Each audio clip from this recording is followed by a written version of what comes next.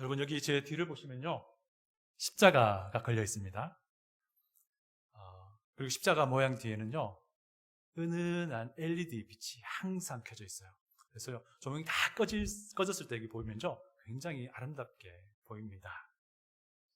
여러분이 개신교회, 개혁교회, 개혁교회를 가보시면요, 열이면 열 전부 다 그냥 십자가 모양만이 걸려 있을 거예요. 그런데 카톨릭 교회를 가보시면 열이면 열, 이 십자가에 예수님의 죽음이 매달려 있는 채로 있어요. 그래서 어떤 우리 개신교회에 있는 어떤 분들은요, 야, 그거 로마 카톨릭 그거 우상 아니냐, 뭐 이렇게 이야기도 하는데요. 제가 볼 땐 그건 그렇지 않은 것 같아요. 만약에 그것이 우상이라면 이것도 우상이 됩니다. 그렇죠? 네. 제가 로마 카톨릭을 옹호하려고 하는 것이 아니고요. 로마 카톨릭 교리의 많은 부분들은 성경의 가르침을 심각하게 왜곡합니다. 그래서 저는요, 로마 카톨릭이 정말 지상 최대 이단 중에 하나라고 생각을 해요. 근데 제가 말씀드리고 싶은 건 이거 아니고요. 여러분, 우리 교회가 사용하는 십자가에 예수님의 죽음이 달려있지 않는 것은 과연 무엇이냐 하는 것을 알려드리고 싶은 건데요. 개신교회, 개혁교회는요, 예수님이 십자가에 더 이상 달려있지 않는 분이라는 것을 강조하고 싶어 하는 그런 마음이 여기에 반영이 되고 있는 겁니다. 예수님이 십자가의 고난과 죽음을 이기고 부활하신 분, 요거 강조하고 싶은 마음에 이런 십자가 모양만 있는 것을 사용하게 된다는 것이죠. 예수님의 죽음으로 끝나지 않고 그 뒤에 예수님이 살아나셨다. 그리고 예수님은 영원 중에 살아계시다. 이것을 좀 강조하고 싶은 그런 마음이 여기에 투영된 것이죠. 여러분, 예수님은 부활하셨습니다. 그리고 부활이 만약에 없다면요, 예수님의 대속 죽음도 없는 겁니다. 부활이 없다면 예수님은 그저 한 인간으로서 자신의 죄 때문에 죽은 자밖에 되지 않는 겁니다. 오늘 우리가 읽었던 본문 말씀은요, 예수님의 부활을 증거합니다. 예수님의 죽음, 예수님의 시신이 안치되었던 그 무덤이 열려 있었다는 거예요. 예수님의 죽음, 시신이 안치되었던 그 무덤이 비어져 있었다는 겁니다. 무덤이 열린 채로, 무덤이 비어 있는 채로 사람들에게 발견된 사건이 오늘 본문의 내용입니다. 이 사건은요, 예수님의 부활을 보여주는 사건입니다. 그래서 이 예수님의 빈 무덤, 예수님의 이 열린 무덤이 인간에 의해서 발견된 바로 이 날은 굉장히 의미 있는 날이라고 할 수 있습니다. 왜냐하면 예수님이 부활하신 날이기 때문입니다. 오늘 본문 20장 1절을 보시면요, 이 날에 대해서 무언가 새로운 것이 시작되는 시점으로 타임프레임을 짜고 있다는 것을 우리가 눈치챌 수 있습니다. 20장 전반부를 보시면요, 안식 후 첫날 일찍이라고 말을 해요. 안식 후 첫날. 여기에서 방점은요, 첫날에 있습니다. 안식일 이후 첫째 날이었다는 거예요. 첫째 날이라는 것을 강조하고 있습니다. 그러면 안식일 그 다음 날이라는 표현을 쓸 수도 있습니다. 실제로요, 한글 성경을 보시면 어떤 성경은 안식 이후 그 다음 날이라고 번역을 하고 있어요. 그런데 그리스어를 보면요, 그런 의미보다는요, 사바스, 안식 뒤에 1번 날이라고 번역이, 그 원어가 되어 있어요. 그래서 영어 성경들은 아마 이렇게 번역되어 있을 거예요. First day of a week라고 되어 있을 거예요. 주의 첫날이라고 번역되어 있습니다. 제가 방금 말씀드린 영어 성경이나 한글 성경 중에 안식 후 그 다음 날이라고 하는 번역들은 다 의역입니다. 의역인데 어쨌든 중요한 부분은요, 이게 1번 날이라는 개념을 계속해서 이야기해 주고 있다는 겁니다. 이게 무슨 의미냐면요, 이 요한복음 역시 초대교회 당시에 요한 사도가 교회들을 향해서 쓴 글입니다. 그래서 우리가 무엇을 볼 수 있냐면요, 초대교회의 성도들이 예수님의 부활을 얼마나 소중하게 생각했는가를 보여주는 대목이 되는 것이죠. 그래서 그 이후로 기독교회는요, 예수님의 부활을 확인했던 바로 썬데이, 주의 첫째 날, 안식 그 다음 안식 이후 첫 번째 날 바로 일요일에 함께 모여서 예배를 드리는 겁니다. 그런데 공교롭게도 그것이 로마 제국 당시의 공휴일이었던 거예요. 자, 여러분, 오늘 저와 함께 부활하신 예수님을 증거하는 열려있는 빈 무덤으로 같이 들어가 보시겠습니다. 이른 새벽에 막달라 마리아가 예수님의 무덤을 찾아옵니다. 막달라 마리아는 예수님을 정말 사랑했던 것 같습니다. 그래서 마리아는요, 예수님의 시신에 향품을 더 발라드리고 싶어서 향품을 가지고 갑니다. 막달라 마리아 알았습니다. 무덤을 막고 있던 큰 돌문을 자기 힘으로는 도무지 열 수 없다는 것도 알면서도 마리아는 아직 어두운 새벽에, 아직 동트기 전에 그 무덤으로 갔던 겁니다. 공관복음서의 설명을 빌리면요, 마리아 혼자만 간 것은 아니고요, 다른 여인들 몇 명과 함께 가게 되는데요. 자, 그런데 이들은 예수님의 무덤에 도착하니까 거기에 엄청난 일이 벌어졌다는 것을 한눈에 볼 수 있었습니다. 무덤을 막고 있던 큰 돌문이 옮겨져 있었던 거예요. 막달라 마리아는 바로 어떤 생각을 하냐면요, 누군가가 우리 주님의 시신을 훔쳐갔구나, 누군가가 우리 주님의 시신을 다른 데로 옮겼나, 이런 생각을 하고요, 다른 여인들을 두고 혼자서 돌아옵니다. 그리고는 예수님의 두 제자에게 이 사실을 알려줍니다. 그들의 이름은 베드로와 요한입니다. 제자들 중에 리더였던 베드로와 예수님이 평소에 참 사랑하셨던 요한에게 이 사실을 알리게 됩니다. 2절을 보시면요, 시몬 베드로와 예수께서 사랑하시던 그 다른 제자에게 달려가서 말하되 사람들이 주님을 무덤에서 가져다가 어디 두었는지 우리가 알지 못하겠다 하니 라고 말합니다. 예수께서 사랑하시던 그 제자가 바로 요한이겠죠. 마리아는요, 예수님이 부활하셨다는 것을 아직 눈치채지 못한 상태입니다. 그저 누군가가 예수님의 시신을 가져갔겠다라고 생각을 한 것이죠. 마리아의 말을 듣고 나서 베드로와 요한은 급하게 무덤을 향해 달려갑니다. 물론 그들 뒤를 이 막달라 마리아도 다시 쫓아갑니다. 베드로보다 요한이 먼저 도착하지요. 아마도 요한이 베드로보다 더 젊지 않았을까라고 생각을 할 수 있어요. 어쩌면 저처럼 이렇게 마른 체형이지 않았을까라고도 생각을 할 수 있습니다. 무덤에 도착한 요한에게 열려져 있는 이 무덤이 한눈에 들어왔어요. 이미 이제 동이 트기 시작하기 되었기 때문입니다. 그런데 요한은요, 무덤 밖에서, 그죠? 이 시신이 안치되어 있던 그 돌 베드 위에 세마포 형체의 희미한 실루엣만 볼 수 있었습니다. 요한은 베드로를 그냥 기다렸던 거예요. 그 안에 들어가지 않고요. 왜냐하면요, 요한은 제자들 중에 리더였던 베드로의 권위를 인정하고 존중했기 때문에 그래요. 곧 베드로도 도착합니다. 베드로는요, 무덤 안으로 바로 직진합니다. 이 베드로의 직진 성격이 잘 보이는 부분이죠. 베드로는요, 예수님의 시신이 놓여 있었던 돌 베드를 자세하게 확인합니다. 그런데 이 시신이 사라진 베드 위에 남아있던 흔적이 너무 이상해요. 6절과 7절을 봅니다. 시몬 베드로는 따라와서 무덤에 들어가 보니 세마포가 놓였고 또 머리를 쌌던 수건은 세마포와 함께 놓이지 않고 딴 곳에 쌌던 대로 놓여 있더라. 세마포는요, 머리를 제외한 온몸을 두르던 큰 천입니다. 여기에 니고데모가 가져왔던 32kg 정도 되는 그 향유를 다 부어가면서 돌돌 감쌌던 거예요.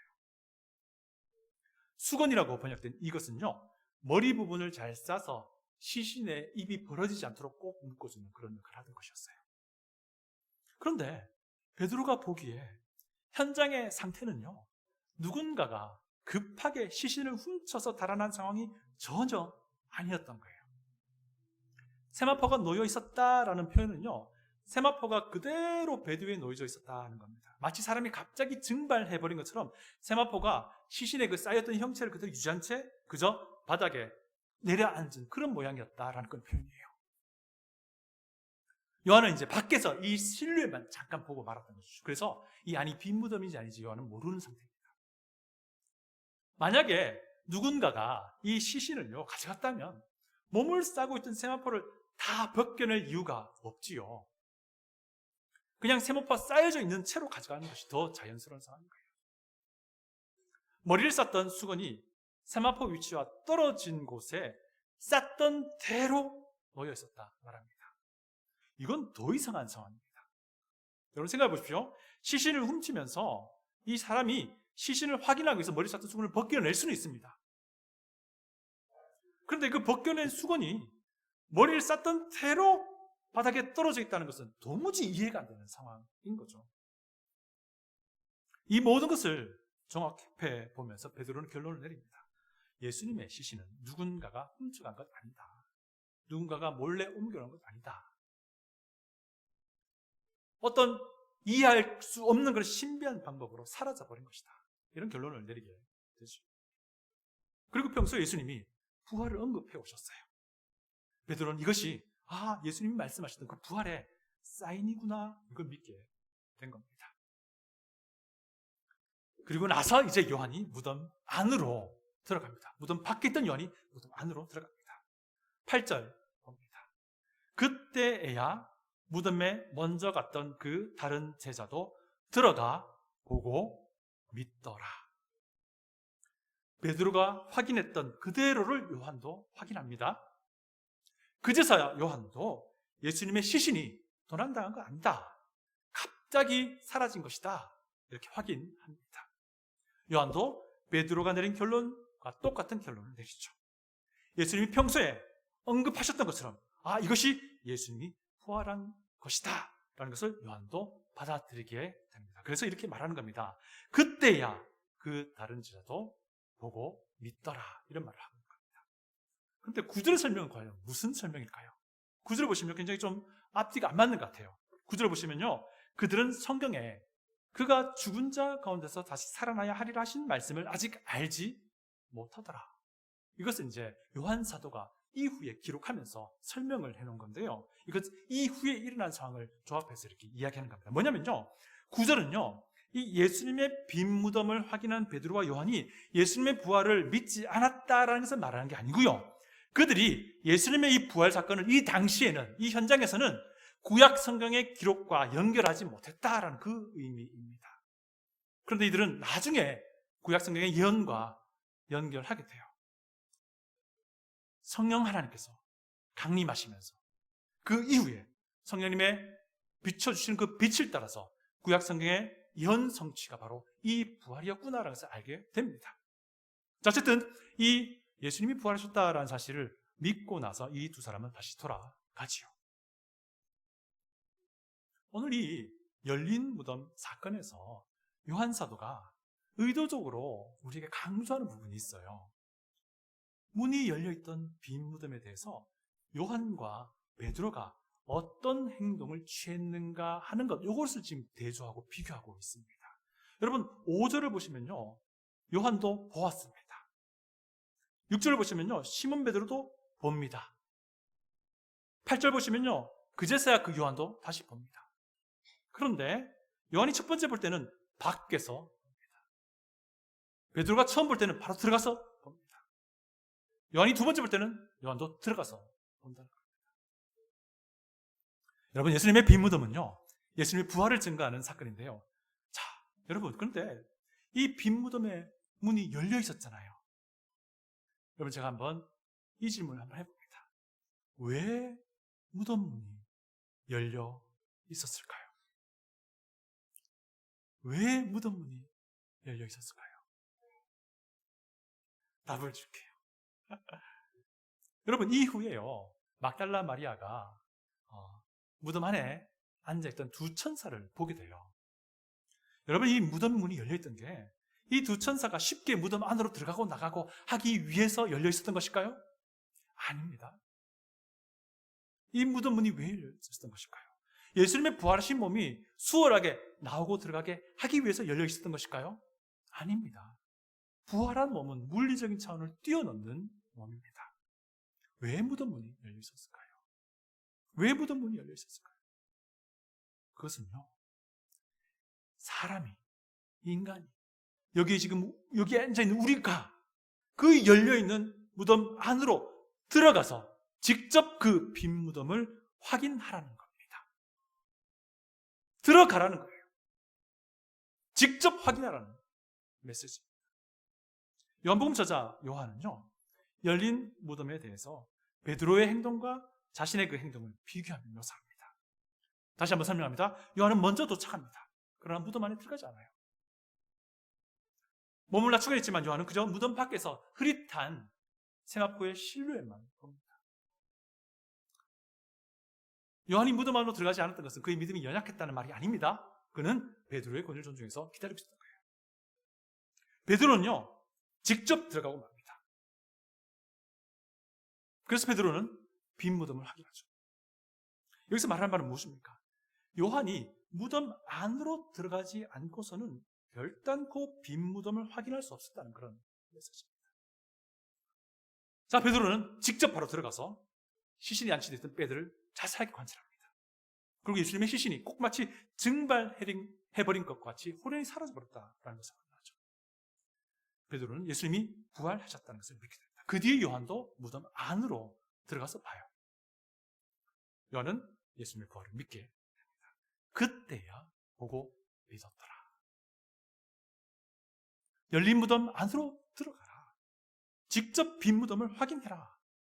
오늘 이 본문이 우리에게 주는 이 메시지가 어쩌면 지금 현재 우리의 영적인 상황을 잘 보여준다라고 저는 생각을 합니다.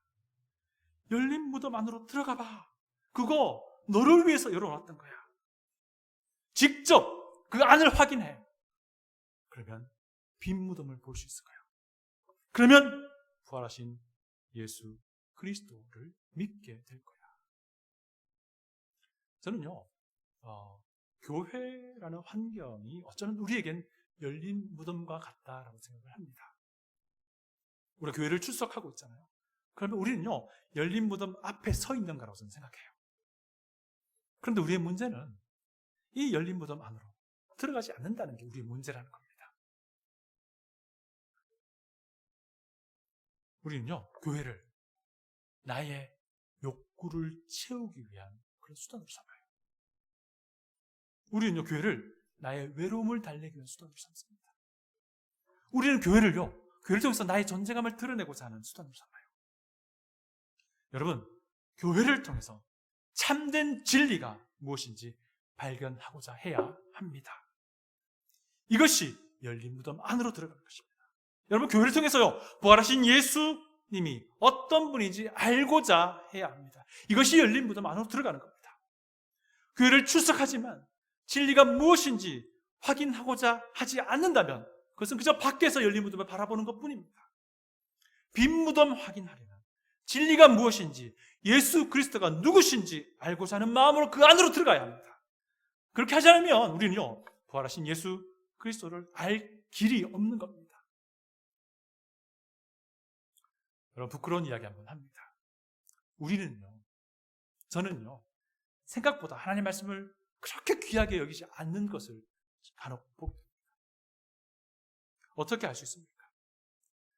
내 이익과 성경에 가르치는 원리가 충돌되면요, 너무나도 과감하게 내 이익에 손을 붙듭니다. 내 생각하고요, 성경이 말하는 그 원리가 충돌되면요, 나는요, 주저하지 않고요, 내 생각을 고집해요. 우리는 생각보다 성경을 그렇게 열심히 읽지 않습니다. 성경을 읽는다고 하더라도요, 이 안에서 정말 고귀한 보석을 발견할 기대감으로 읽지 않습니다. 어떻게 알 수 있습니까? 성경 통독하자 하니까 때로는 시간만 돼요. 까만 건 글자로 흰 건 종이라 하면서. 여러분, 저도 그럴 때가 있어요. 심지어 주일 예배 시간에도요, 별다른 기대감 없이 그냥 참석합니다. 심지어 교회에 지체됨이라는 그 소중함이요, 교회의 회원이 되었다, 교회의 성도가 되었다라는 이 소중함이요, 심지어는요 우리 동네에 있는 피트니스 센터 회원권보다 더 못하게 여겨집니다. 그러다 보니까 예배를 드리는 것도요, 교회를 출석하는 것도요, 내 기분에 따라서 결정하고 합니다. 여러분, 성경 읽기 그 안으로 들어가십시오. 그러면 성경에서요 정말 진귀한 보석을 발견하고 너무 기뻐하고 있는 여러분들 보게 될 겁니다. 성경 교육이 이렇게 꿀맛이었나 생각하게 될 거예요. 여러분, 교회의 지체됨 그 안으로 들어오십시오. 그럼 여러분요 예수님의 몸된 이 교회의 하나됨을 힘써 지켜나가고자 하는 여러분을 보게 될 겁니다. 여러분, 예배 그 안으로 들어오십시오. 그러면 예배를 통해서 하나님이 주시는 기쁨과 감격에 젖어 있는 여러분 자신을 발견하게 될 것입니다. 여러분, 교회 이 안으로 들어가십시오. 지체들과 함께 수고를 나누십시오. 그렇게 하면요 우리 교회 안에 있는 다른 지체가 너무 사랑스러워서 미쳐버릴 겁니다. 너무 사랑스러워서. 여러분, 무덤은요 천사들을 위해서도 아니고 예수님을 위해서도 아니고요 바로 나를 위해 열려 있었다는 것을 기억하시기 바랍니다. 무덤문을 통과해서 그 안으로 들어가면 우리는 부활하신 예수 그리스도를 확인하게 될 것입니다. 이제 막달라 마리아에게로 시선을 돌려봅니다. 예수님의 빈무덤 사건을 4개 복음서가 다 증거하는데요 요한복음은 여인 한 사람만 집중해요. 막달라 마리아만 집중합니다. 요한복음 저자는요 막달라 마리아가 열린 무덤 밖에 있었을 때하고 열린 무덤 안으로 들어가고자 발걸음 옮겼을 때 그때를 비교합니다. 처음 무덤에 도착했을 때 막달라 마리아는 밖에서 무덤 문이 열린 것을 보았습니다. 그리고 그녀는 누군가가 예수님의 시신을 가져갔구나 하고 단정짓고는요 슬픔과 불안한 마음으로 베드로와 요한에게 쫓아갔습니다. 그러나 베드로와 요한의 뒤를 따라서 다시 무덤으로 돌아왔을 때 마리아는 이제 무덤 안을 보게 됩니다. 11절 보시면요 마리아는 무덤 밖에 서서 울고 있더니 울면서 구부려 무덤 안을 들여다보니. 사실 마리아는요 베드로와 요한이 무덤 안에 들어가 있는 동안에도 여전히 무덤 밖에 서서 슬퍼하며 울고 있었어요. 그들이 돌아갔습니다. 그리고 그 뒤에 마리아는 열린 무덤 안으로 발걸음을 옮기기 시작했습니다. 그리고 마리아는 무덤 안을 들여다보았습니다. 그때 마리아는 2 천사가 예수님의 시신이 안치되어 있었던 그 베드 양쪽에 앉아 있는 것을 보게 됩니다. 사실 그때까지만 해도 마리아는요 잘 몰랐습니다. 예수님의 시신이 도난당한 거 아닌가. 그런데 그 뒤를 보니까 한 남성이 서 있었습니다. 그분이 바로 부활하신 예수 그리스도셨습니다. 처음에 마리아는 그가 동산직인 줄 알았습니다. 그러나 예수님이 그의 이름을 불러줬을 때 마리아야 라고 불렀을 때 마리아는 그때 예수께서 나를 부르신다라고 확신하게 됩니다. 열린 무덤 안으로 발걸음을 옮긴 마리아는요 빈 무덤을 확인했습니다. 그뿐 아니었습니다. 부활하신 예수님을요 최초로 만나는 영광을 경험하게 되었습니다.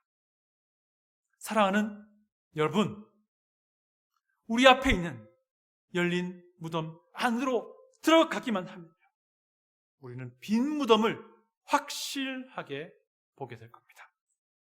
그뿐 아닙니다. 우리는 부활하신 예수 그리스도를 알게 될 것이고 그 예수 그리스도와 만나는 기쁨과 감사와 감격과 영광을 얻게 될 것입니다. 그런데 여기서 끝나지 않습니다. 부활하신 예수 그리스도의 그 영광을 전하라는 예수님의 아름다운 명령도 수행하게 될 겁니다. 여러분, 막달라 마리아는요, 자기 앞에 서 있던 분이 예수님이심을 확신한 뒤에 그분을 꼭 붙듭니다.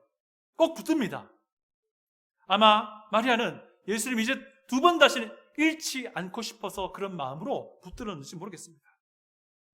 마리아의 순수한 마음이 잘 읽혀지는 부분이죠. 17절 봅니다. 예수께서 이르시되 나를 붙들지 말라. 내가 아직 아버지께로 올라가지 아니하였노라. 너는 내 형제들에게 가서 이르되 내가 내 아버지 곧 너희 아버지 내 하나님 곧 너희 하나님께로 올라간다 하라 하시니, 나를 붙들지 말라. 내가 아직 아버지께로 올라가지 아니하였다. 이 말은요, 자기를 붙들고 있는 마리아를 향해서 위로하며 하는 말입니다. 마리아야, 나 지금 아직 올라갈 거 아니야. 괜찮아. 이 말입니다. 그리고는 예수님은 그러나 지금은 아니지만은 곧 있으면 내가 하늘로 올라갈 거야 라고 말씀을 하시고, 이 말씀을 마리아에게 부탁합니다. 여기를 떠나 가라. 그리고 제자들에게 나의 부활과 나의 승천을 알려라 라고 명령을 하십니다. 여러분, 부활하신 예수님을 만난 사람은요, 부활하신 예수님에 대해서 침묵하지 않습니다. 침묵할 수 없습니다.